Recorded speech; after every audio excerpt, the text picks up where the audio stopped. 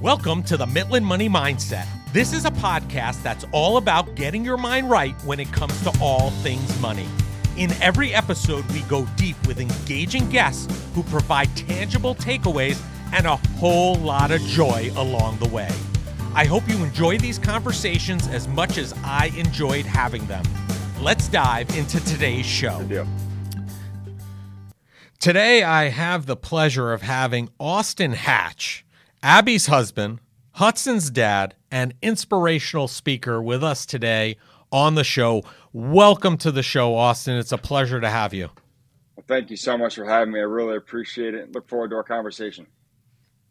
As do I. So, I know a lot about your backstory, and it's an incredible one at that. So I was hoping that, we could first start out and maybe give our audience a sense of, who you are, who's Austin Hatch, and like what got you to where you are today. Well, first and foremost, I'm Abby's husband. I've been blessed to be married to the girl of my dreams for 5 years, and she's incredible. We just welcomed our first child into the world 5 months ago, Hudson James Hatch. He's an incredible blessing. And so I'm Abby's husband first. I'm Hudson's dad, a close second. And I'm an inspirational speaker, sharing my story and message about grit and overcoming adversity. So tell us a little bit about your backstory. How did you get to this point where you're this inspirational speaker? I'd like to. I know that it's a pretty involved story, but maybe you could just give us, some of the highlights of what brought you to being an inspirational speaker around grit. Well, first and foremost, I was born to an incredible family in Fort Wayne, Indiana. We had an amazing life growing up. My mom, Julie, was an incredible homemaker. And we had an older sister, Lindsay. She was an amazing girl, had so much potential, and was on her way to doing great things in life. And my little brother, Ian, I picked on him a little too much, like any big brother does, but it's such a great family, so close. And I feel like I had the childhood that most kids dream of. But on September 1st, 2003, we were flying home. My dad was a doctor, but we also had a small family plane. We were flying home from my grandparents' house in northern Michigan. And as we were preparing to land, the airplane tragically crashed and, took the life of my mom, Julie. She was only 38 at the time. My sister, Lindsay, was 11, about to turn 12 a week later. And my little brother, Ian, was only 5. Incomprehensible loss. But my dad and I pressed on and found a way to keep living in the midst of that. That's not something you ever get through. It's just an adjustment that you're forced to make. And life was pretty good. My dad and I were always super close, but we really bonded, going through that event and experiencing the loss that we did tragically. But life was good, as I said, and he was remarried a few years later to an amazing woman named Kimberly, who had 3 kids of her own. We had a great blended family. Not the same, obviously, but, didn't replace the family that we lost, but, great to have a mom and siblings at home again. And I was working pretty hard on my basketball skills on the court, began to have success. My dream was always play for Michigan, where my mom went to school. We had season tickets to Michigan growing up. I think I went to my first football game. So I was born October 94. I probably went to my first football game in the fall of 95. So Michigan's been in my family for generations. My grandpas went there. My mom went there. My dad had some experience at Michigan as well before medical school at Wake Forest. So it's been in my family for generations, and I look forward to having a great career there at Michigan. It was a dream come true. But then 9 days later, 9 days after I committed to play, we were involved in a second plane crash, tragically, on the way to northern Michigan this time, the same place we were returning from 8 years earlier. And the second crash tragically killed my dad and my second mom, Kim, and should have killed me too. By the grace of God, I'm here. Nothing else, I believe. By the grace of God, I'm here. I was in a coma for 2.5 months, and I came out of it. I had to learn how to walk and talk, and basically how to live life again, right? But made the decision early on that I was going to find a way to overcome that. I was going to find a way. Didn't know how, but I would just try to control the things that I control. That tried to have some grit in the face of adversity, and I'm blessed to have made a pretty good comeback. I was able to take my place on the team at Michigan. The Coach Beeline honored my scholarship, which is an incredible thing I talk about too. It's obviously unfortunate life experiences that I've had, but it's also given me a great opportunity to inspire other people to overcome their challenges too, because we all face challenges every day. And I think part of my purpose in life is to help other people, find ways to thrive in the midst of them. So Yeah. Well, first and foremost, my thoughts and my condolences on the losses that you suffered, but at the same time I agree with you, right? There's a reason why you're here, and I think you found your calling, and if you can inspire and help other people, there's got to be a reason behind that. So mhm. you definitely had some challenges along the way, with the loss. And it's amazing to me that you put in all this work through this tragedy in terms of working on your basketball skills and continue to strive for that opportunity to put on a Michigan jersey at some point in light of all this. What did it mean to you? What was that feeling like, putting on that jersey for the first time and having that opportunity through all of this, all of these challenges that you faced leading up to that point? Yeah, well, it was an incredible experience being a part of the team at Michigan. Obviously, I didn't have the role that I hoped to have when I committed to play on June 15, 2011. I hope to have a great career there. Hope to, be a contributing player, maybe have a chance to play after college. Who knows? But then, obviously the accident, took away all my ability pretty much. But it's still great to be a part of the team. And I think my big thing is that as teammates, we're all part of a team of some kind, whether it's business, family, whatever it is, right? We're all part of a team of some kind. And sometimes how we want to contribute to the team or how we think we should contribute to the team is not actually what the team needs, right? And Right. for me, I wanted to play obviously, but I couldn't, and so the team didn't need me on the court because I couldn't do anything on the court. I could barely play, right? So what the team needed from me was be a great teammate, shag balls in practice, help with drills, rebound and shoot around before games, unload luggage on road trips, right, and work hard every day to be the best that I could be. And that was basically my role in a nutshell. Like all those things that I just listed are very much within. They were very much within my control, and I think how we all can choose what kind of teammates we're going to be. We can all choose how we show up for the team every day, and just remembering the fact that I think the team is counting on us all to reach our full potential and be counting on us all to be the best that we can be. So I'm just grateful for the opportunity that Coach Beeline gave me, and grateful that he honored my scholarship, and felt because it was the right thing to do, and he always told us. He said, "Do the right thing because this is the right thing to do." And I feel like in business, if we consistently just do the right thing, do the next right thing, we're going to achieve our goals. So, Yeah, that's actually one of our core values here is, have a fiduciary mindset, do the right thing. mm-hmm. That's one of the tenets we live by. So it's nice to see that a university and a coach who committed to you, honored that, and you still had that opportunity to feel part of the team because it gave you an opportunity through a lot of challenge in your life to still have some of that consistency and ability to participate and brought you right back to that team atmosphere. And many times it's hard for us to as people to take different roles than maybe we think we should, but maybe we really should be taking. And I think it's also a testament to your intestinal fortitude in terms of taking on that role and adopting it and adapting it and really making the best of it. So it's amazing. Yeah, well, yeah, thanks for kind words. And I think the big thing is we got to take some ownership, right? We got to take some ownership of whatever our role is. Maybe I think there's a difference between taking ownership of your role that you currently have while also striving to get better, like not being complacent, not being easily satisfied. I am where I am. I'm not going to work to get any better. I'm going to take an ownership of this role, but I don't want to strive to get better at all. Like I think the team is counting on us, as I said before, to be the best we can be at our role every day. And I think we can take ownership of our current role while still striving to get better. And in fact, I think taking ownership of where we currently are will set us up to achieve, goals down the road too, because we can't expect to, become the whatever role you strive to have, right? Like we can't get there unless we bloom where we're planted right now. You know what I mean? Right. Agreed. Yeah. Yeah. So one of the things I wanted to talk to you about, and we actually talked kind of offline before we jumped into our conversation for the listeners today, is I can often be heard commenting about how far too many people associate themselves with their profession. Right.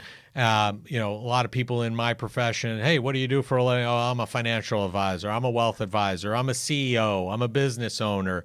Their identity is really tied to what they do for a living. And I love that your social media, and even in the introduction I gave today, you describe yourself and others describe you as a husband to Abby and Hudson's dad. I'd love for you to share with our listeners why you lead with those two things, and not that, hey, I'm a motivational speaker that has a company and we do talks to, corporations and companies and businesses.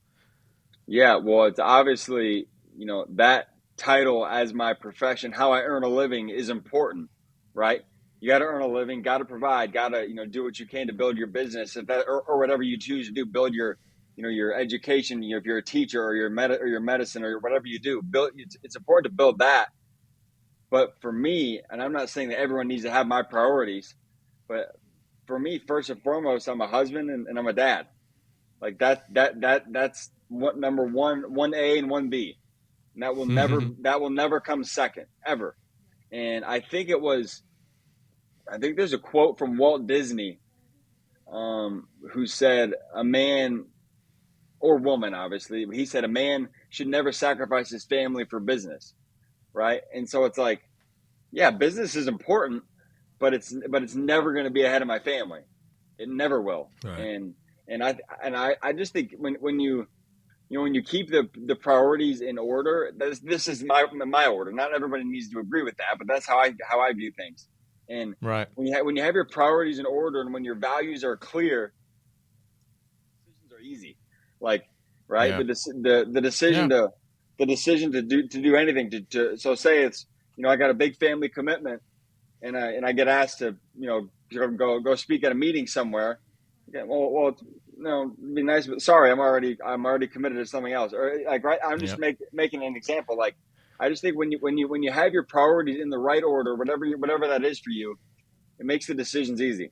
So Listen, that resonates very much so with me because in my book that's released on April 18th called Financial Planning Made Personal, we talk about, or I talk about, having core values. And one of the core values for me is family. And I literally cite an example that says, hey, if you ask me to attend an event or a business meeting or function on a date that I have something scheduled for my family, I will always choose the family event first. always. So 100% in alignment there. And I, the other thing that I think about when people introduce themselves and tie themselves to the profession, it makes it very difficult as you start planning, for retirement, if that's something that's in your vision, because if you tie yourself so tightly knit to that role, that title, that business, it makes it your identity and it makes it difficult to separate from that down the road. So, I love what you're doing and I agree with you. And we talk about a lot people having those core values. And I think it's important that we have them for our businesses, we have them for our families. It's important to have that outlined and in full alignment with everybody, either in the organization or the family. So thanks for sharing that. For sure. One of the things you talk about a lot is grit. Why do you think that grit is such an important skill? Well, I think I don't know that I would call it a skill. Maybe it is. Maybe it is. I think it's more of like a mindset, right? Okay. Well, this And is the Midland Money Mindset, so that's yeah, fine. yeah. So maybe having a mindset is a skill of sorts, I guess, right? But yeah, so I think that, for me, you know, given with the two tragic plane accidents that I was involved in, right? A lot of things had to happen to overcome those, especially the second one when I was almost killed from a personal level. right? I was almost killed in Right. the second one. I was in a coma 2 months, right? And a lot of things had to happen to overcome that and achieve my goal of making it to Michigan. And I'm so grateful for everybody who helped me along the way. But I think more than anything, it took some grit. And my friend Angela Duckworth at the University of Pennsylvania, she, wrote a New York Times bestseller on grit. She's kind of the grit queen, if you will. She's a professor at Wharton Business School and obviously an extremely smart lady, done incredible work on the whole idea of grit. And she says that grit is passion and perseverance for the long-term vision, for long-term goals. That's true. I totally agree with that. Grit applies to the long-term, no doubt. But for me and my journey, grit was every day. Like, Right. so I coming out of the coma after the second plane crash, and you see Michigan way down the road. That's where you want to get to eventually. But how could I expect to achieve the long-term goal if I'm not winning one day at a time, right? So Right. I think grit's more specific than just working hard for the long-term vision. So it's 4 letters, 4 key components to it. But first and foremost, I think grit's driven by a greater purpose. I think we need to work for something bigger than ourselves, whether that's your faith, your family, your friends, teammates, your organization you're a part of, whatever it is.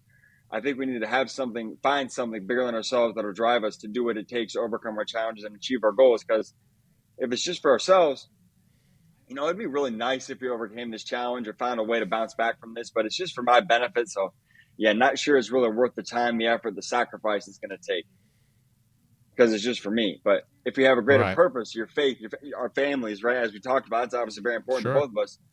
We'll do whatever it takes for our families, right? And if it's Right. just if something is just for our benefit, it'd be nice. But if it's for our family, and like we'll always, like I said, always do what it takes to get the job done, no matter the task, no matter the circumstance. So greater purpose Yeah. drives grit at all times. I can go through the 4 letters real quick if you want to. Or Yeah. Let's do that. What does the grit stand for you? yeah. So first letter G, growth mindset. The growth mindset views adversity as opportunity. I believe adversity is opportunity. I really do, because without the adversity, we couldn't overcome.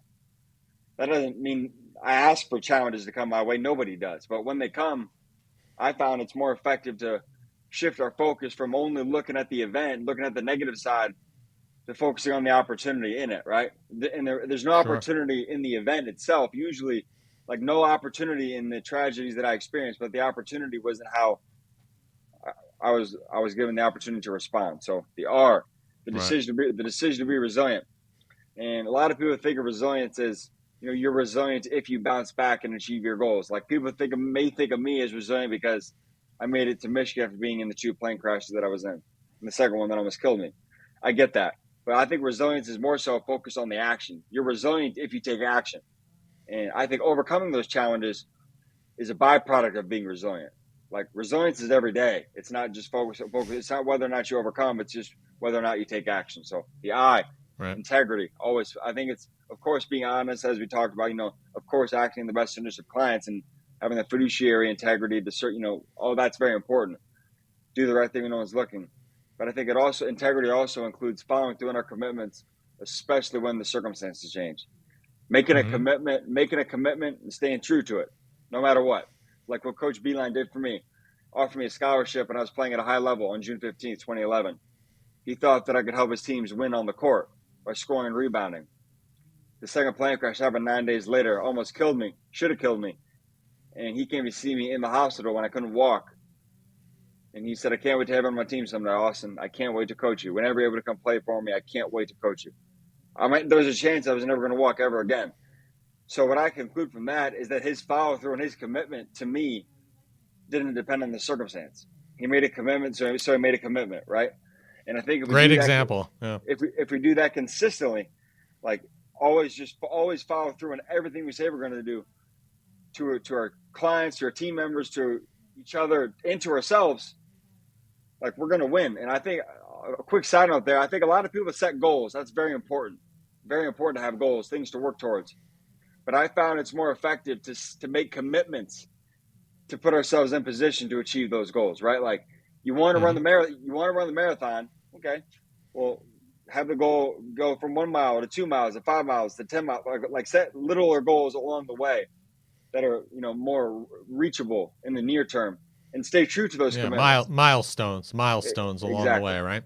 Yeah, and Yeah. then the last letter gets T. T is the team first mentality. The team first mentality, as we talked about earlier.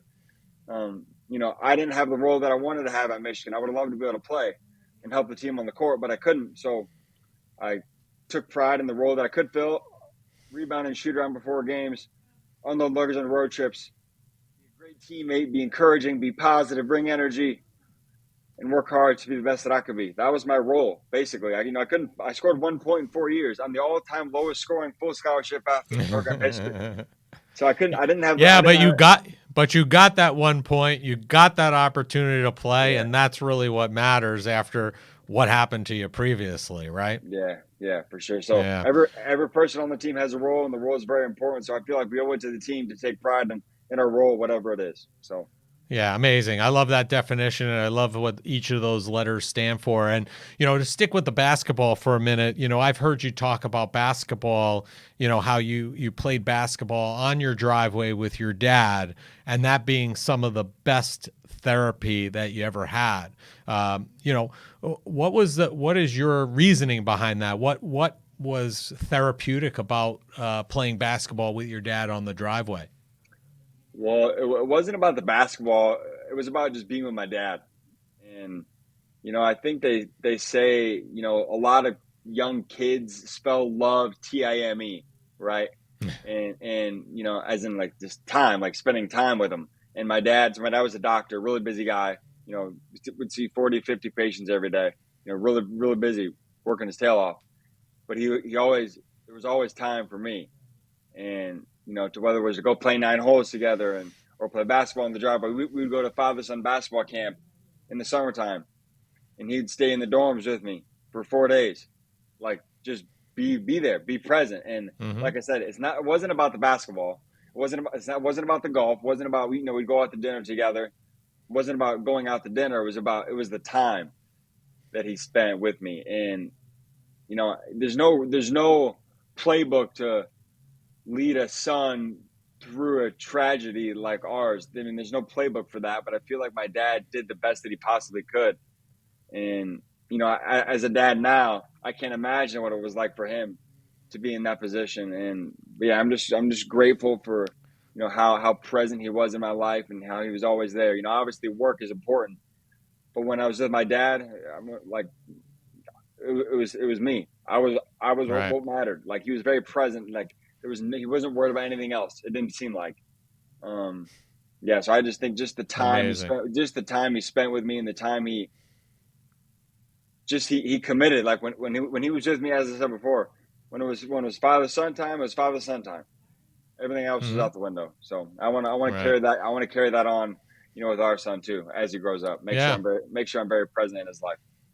Sounds amazing, and it's something that I would say as a father of a 17 and a 20-year-old, absolutely do it because it goes by in a flash. It goes by like 10 times as fast as you think it's going to go. So Yeah, for sure. enjoy, be present, and enjoy every minute of it.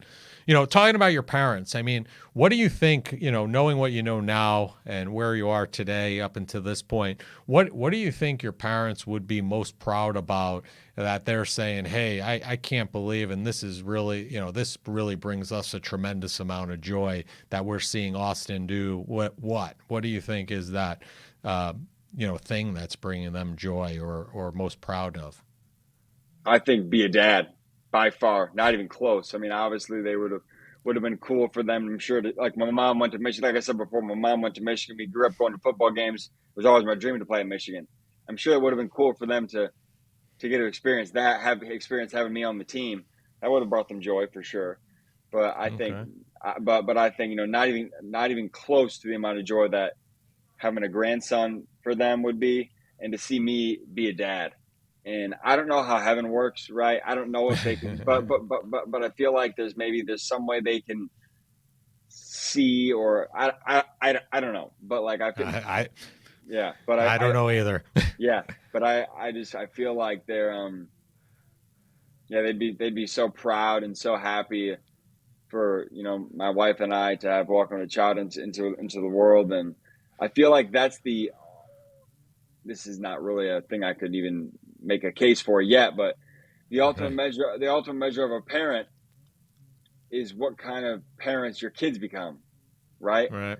Like obviously what they achieve and is important. That's all important. But like I think the way that they take the lessons they learn from you, and that, like, obviously way down the road, 25 years from now. But I feel like if we know that if Hudson becomes if he's a great son, if he's very respectful, to everyone, and leaves things better than he found them, right, and Yep. carries on the lessons that we hopefully teach him to his kids someday. That'd be a great feeling. So Well said. So, is there any question about Hudson going anywhere else other than Michigan, or well, or what? a lot of people have asked that, and he's a big guy.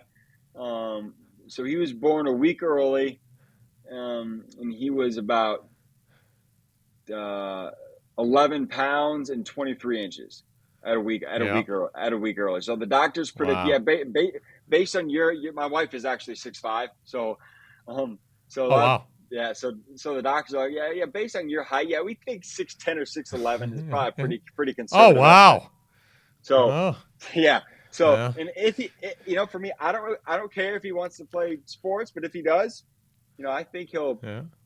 there's a good chance he'll go to Michigan. But here's the thing: where we're moving, we're closer to Michigan State, and Oh boy. All and and, right. but I'm like, You wherever he might goes, start a new lineage. Who knows? yeah, and hopefully he finds his way back here to Ann Arbor, in 18 years from now. But That's yeah, funny. as long as he That's goes to a program with a man, if he plays basketball or whatever sport he plays, or if he doesn't play sports at all, goes to a place and has a mentor or a yep. coach like Coach John Vline, one of the greatest men ever, changed my life forever. So Amazing. So, talking about college for a minute, what do you think young people who are chasing the college athletics dream, and you'll start seeing this as Hudson gets older more probably, but you've probably seen it as well through, your lifetime. What do you think that those young people need to know if they're chasing that college dream, athletic dream? make sure you really love it. Don't chase it because of it's cool to have the college athlete title. Don't chase it chase it because you love it. And also get caught up on the level. Like, obviously, if you're able to go to a place like Michigan, go there. Like, but if you're able, but like, go to a place where you can. For me, and I like I said, I couldn't really play at Michigan. I got the opportunity to go, and maybe I think I could have had a pretty good career there, but I got hurt and couldn't play, which is Right. is what it is. But I would go somewhere where you can really, don't go somewhere just because of the name of the school. Like, if you're, so we're gonna move where we're moving in Holland this fall is about 10 minutes away from Hope College. If you've heard of that. I have not. It's a really good Division III school, like really good. Like, usually competes for national championships in most sports. And Okay. if you go there, that's great. If that's what you can do, like, crush it there. Don't get caught up going to Michigan because Michigan is Michigan. Like, don't get caught up Right. on the hot, like the big D1. Like, you're going to put in the same amount of work wherever you go. So go somewhere where you can play a lot and have a great time, get a great education. And my other big thing is, a lot of people, college is a great 4 years, right? But don't let that be the highlight of your life. Like, Right. always be thinking long term, and remember that college is setting you up for success down the road. Um, Agreed. so Agreed. I think those are great points. We talked a little bit about earlier in terms of mindset, and talking about grit as a skill, and you said it was more of a mindset.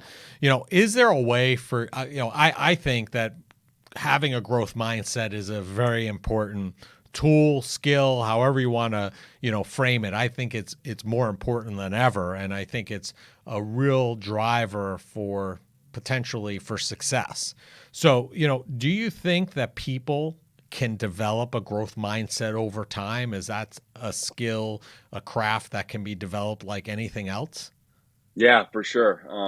Well, that's kind of how the growth mindset is defined. it doesn't like as far as like ability, like the growth mindset believes that your talent, your ability is not fixed. You're born with you're born with maybe with some potential, but reaching that potential is up to you. It's up to you how much you grow. Like the fixed mindset, I think it was Dr. Carol Dweck at Stanford who had kind of talked about this. She said the fixed mindset believes that your talent's innate. You're not like your skills are your skills, and Right. your ability. But the growth mindset, I think, yeah, I think it can be learned. And I think in every situation, whether it's in sports, like looking at when you lose, okay, that's a learning opportunity. I'm reminded of how Coach Beeline would always come in the locker room after games that we didn't lose many games when I was at Michigan, but whenever we would, he'd come in the locker room every single time and he'd say, we're going to watch the film of the game and find a way to get better from it. Growth mindset. We're going to look at what the mistakes we Right. made and so that we can better set ourselves up for success down the road, right? And so I think just having that growth mindset in any circumstance is so important. And it's just and it's not if you have that growth mindset consistently, I don't think it's an if you'll achieve your goals. I think it's a when, right? Because Right. if you're consistently looking to grow and get better and learn new things, learn new ways to add value, learn new skills or whatever, or develop your skills. Yeah, like I said, it's not a if, it's a when. So Yeah, I agree. I think there's also a difference between losing and getting beat, right? And what I for mean by sure. that is, you could go out and if you lose because you didn't put your best effort out there and you didn't go in and act as a good teammate and all those things you should be doing, and you lost, then that's a loss, right? But if Mm-hmm. you go out there and you give it your all, some days you can just get beat, even if you do everything right and you have everything moving in the right direction, good teammate, etc. And that could be in business or in sport, right? There are times that you're going to get beat. So there are differences there. And I think having that growth mindset to understand the differences and break it down. And when you do lose, your coach did at Michigan, and learning from it, it's only going to make you better so that you don't lose again. And if somebody's going to beat you, they're going to beat you. You're not going to lose to them, right? Yeah, for sure. I like how you broke that down. There's definitely a difference between losing and it's like you never want to lose because of something that you control, right? Right. Like we should never lose a game in sports or in because we didn't play hard enough. We didn't run hard Right. enough. We didn't, we don't. If the other team outplays you, take your hat off and say good game. If It happens. if the business down the street or across town beats you because they just do, they're more innovative, they do something better, cool. But if it's something that you could control, if you're not if you're not organized, if you don't follow up with people, don't try to get don't play hard enough in business, metaphorically speaking, right? If you're only working if you're only working 20 hours a week and the other team's working 40, of course they're going to beat you. Obviously, that's just Right. an example. But I'm like, yeah, my goal is to never lose in life because of something that I control. Like whether Great. that like being a if I'm a bad husband, if I'm not helping my wife out, if I'm not finding ways to serve her, love her, honor her, add value to her life in some way, like if I just want to contribute. My goal in life is just to contribute and to add value to whatever situation I'm a part of. And Right. like I said before about the team thing, it's like the way I want to contribute may not really be what I'm super excited about, but if that's what the team needs, if my wife needs me to do whatever it is, okay, that's how I can contribute at that time. And I think that's where the real fulfillment in life comes from. Yeah, I think it Right. comes from contribution to something bigger than ourselves. So Yeah, I agree. So let's talk about that for a second, because I think this plays into it as well. I mean, when people hear your story, obviously, there's a bunch of tragedy in there, and then there's a bunch of success that comes out of it, and a lot of good that's come out of the tragedy. And it's very easy, for somebody like yourself to have not turned it into success and turned good out of these negative situations. So at the end of the day, what do you hope, by going out and sharing your story and sharing what had happened to your family on two occasions? What do you hope that people get and take away from your story ultimately? my hope is that I think more than obviously, my goal is to help. The reason I do what I do is to help other people overcome their challenges. because everybody in the world faces challenges, and I really believe part of my purpose in life is to help other people, thrive in the midst of them. And I think a lot of it, though, when people hear my story, my hope is that it just provides a little perspective, right? Because I think I feel like we can all use, and I can't say this, I can't speak for everybody that I've ever spoken to, which is probably 100,000 people over the years in total, right, or whatever the number is. Like, I can't speak for all of them, but I feel like most of us getting a little dose of perspective is never a bad thing, right? And No. and I feel like after my story, it's like people are like, hey, if this kid can do it, if he can overcome his challenges, why can't I, right? And yeah, not maybe people hear me speak one time, and then it's not like they walk out the door and their life is completely changed 180 degrees.